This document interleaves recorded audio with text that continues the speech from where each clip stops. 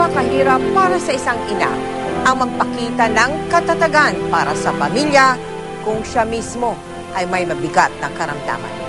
Saksihan po natin ang kwento ng isang inang larawan ng katatagan sa gitna ng pagsubok na pinagdaraanan. Sa liblib na bayan ng Basyan, sa Camarines Norte, nakilala namin ang isang natatanging ina. Masayahin at tila walang dinadalang problema si Josel. Pero sa kabila ng kanyang mga ngiti, 16 na taon na niyang pasan ang malaking bukol sa kanyang kaliwang mata. Noong 9 years old po ako, napansin po nila ang unti-unti pong umaan yung mata ko.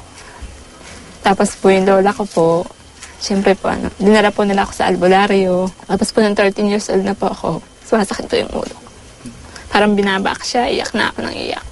Dahil sa pag-aasikaso sa kanyang pamilya, nawala ng oras si Josel para ipakonsulta ang kanyang sakit. Siya kasi ang mag-isang nag-aaruga sa kanyang 3 anak at 3 kapatid. Sa kabila ng ipinakitang katatagan para sa pamilya, hindi na rin napigil ni Josel ang kanyang damdamin dahil sa kondisyon. Pag konti na lang yun namin sa saing, yung mga bata na lang pinapakain ko, sila na lang muna. Kung anong matara sa akin, hindi yun. Kung ano naman, ano na lang ako, okay lang sa akin. Ay, ako kaya ko pang magtiis. Kaya naman agad ipinasuri ng GMA Kapuso Foundation si Josel sa mga espesyalista. Lubhang napakalaki ng bukol na nakita natin kay Josel. Kung mapapabayaan natin ito, lalo pa itong lalaki. Ang problema nito is called an intraorbital mass. So tamang-tama lamang, kailangan natin ng ma-intervene kaagad, kailangan natin maibalik kaagad at maalis yung bukol. Pananalig sa may kapal at ang pagmamahal ng pamilya ang pinagkukunan ngayon ni Josel ng lakas ng loob.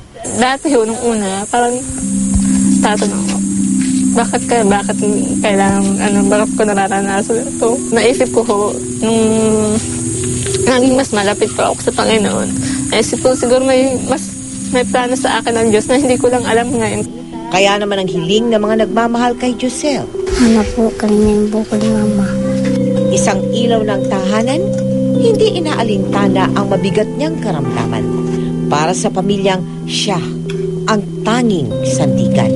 Sa inyo pong mga mabubuting puso po, humihingi po ako ng tulong.